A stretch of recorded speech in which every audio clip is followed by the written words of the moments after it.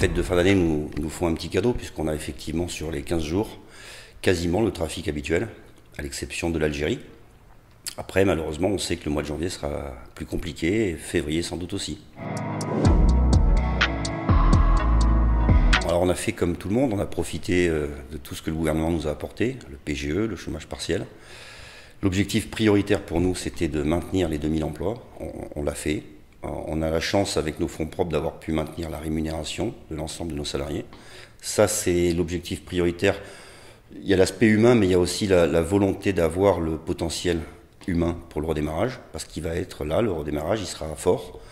On n'a pas de sureffectif, donc il nous fallait 100% de nos équipes motivées et en bonne santé. On espère que le mois de janvier, en fonction de la crise sanitaire, sera meilleur que le mois de novembre, par exemple, que la première quinzaine de décembre. On regardera. Nous, notre prévision 2021, c'est de tendre vers 1,3 million de passagers. On pense aujourd'hui que la crise sanitaire devrait se régler pour le printemps, on l'espère, en tout cas c'est l'hypothèse du budget. Et grâce à Transavia, on a la conviction qu'on va redémarrer un peu plus tôt et un peu plus vite que la plupart des aéroports. Oui, c'était un vrai décollage. On a travaillé pendant 5 ans pour aller vers 2 millions de passagers, avec une stratégie sans base où on prend un peu ce qu'on trouve. Grâce à Transavia, on dépassait notre plafond de verre. On gagnait 500 000 passagers d'un coup, plus de 20 destinations d'un coup. Donc on allait vers cet aéroport à 2,5 millions de passagers, à plus de 50 lignes. Le confinement casse tout. Donc on a passé une période où on a eu peur que Transavia, dans le cadre de la restructuration du groupe Air France, avec une base qui n'avait pas encore démarré, passe ailleurs.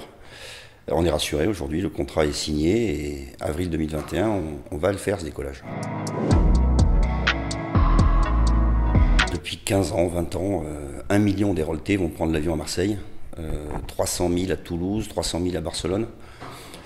On avait besoin d'amener avec Transavia toutes les destinations qui manquaient, l'Espagne, le Portugal, la Grèce, toutes ces destinations où on ne pouvait pas partir au départ de Montpellier. Donc notre slogan maintenant, partez de chez vous, c'est ça, c'est plus la peine d'aller à Marseille, on offre ces destinations maintenant.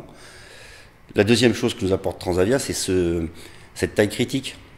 Exister à l'échelle européenne pour attirer d'autres low cost, d'autres compagnies aériennes. Il n'y a aujourd'hui pas de cas en Europe où lorsqu'un des 4 grands low cost s'est implanté, les autres ont laissé la place. Donc on espère bien que l'arrivée de Transavia va en attirer d'autres.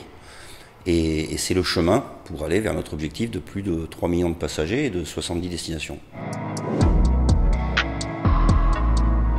Alors aujourd'hui, on a la fierté d'être la porte d'entrée du Maroc en France. On a la plus grosse escale, Air Arabia Maroc. On a un développement fort sur l'Algérie. Transavia nous amène la Tunisie. Oui, c'est clair que c'est un des objectifs. On a les capitales européennes, essayer de se connecter au hub. On a tout le développement qui nous manque encore en France. Il y a du travail à faire. On a bien sûr l'Europe. On a des axes comme l'Allemagne qu'on souhaite travailler rapidement. Et le Maghreb fait partie des cibles stratégiques. Ouais. C'est vrai que c'était un peu compliqué avant. On est une structure qui se retrouve entre la région, la métropole, le département. On a besoin de tout le monde, l'agglomération du Pays de l'Or. Les tensions qui ont existé, on s'est retrouvé au milieu comme tout le monde. L'arrivée du président de la Fosse nous permet aujourd'hui de travailler avec l'ensemble des collectivités sur des sujets majeurs. L'accessibilité de l'aéroport, c'est l'enjeu. Déjà aujourd'hui, on espère que ça va le devenir de plus en plus. Les transports en commun, c'est essentiel aussi. Et puis on travaille sur un aéroport le plus vert possible. Il faut que notre développement soit en adéquation avec le respect de l'environnement. Il ne faut pas mentir, l'avion ça pollue. Hein. Après 2% du bilan carbone, c'est pas bien, mais c'est peut-être pas le pire. Je crois que l'industrie de l'aérien, les compagnies aériennes, les aéroports, on n'a pas demandé à nos équipes de communication de travailler suffisamment sur ce sujet-là. On fait beaucoup de choses, mais on a oublié de communiquer. On avait d'autres choses à faire sur notre communication. On a cherché le développement et on a oublié de parler. On n'a pas parlé assez de l'environnement. On va le faire, hein, mais on n'a pas attendu ce bashing sur l'aérien pour travailler. Nous, aujourd'hui, on a une centrale photovoltaïque, on est autosuffisant. On a travaillé sur notre biotope, on travaille sur notre bilan carbone, on fait notre vin, notre miel, on a fait beaucoup d'actions. Les compagnies aériennes investissent des centaines de millions sur ces points-là. Airbus et Boeing, l'avion à hydrogène, moi je suis incapable de donner une échéance, mais ils y travaillent vraiment, sérieusement. On est conscient que l'aérien doit faire des efforts comme tout le monde sur les aspects environnementaux.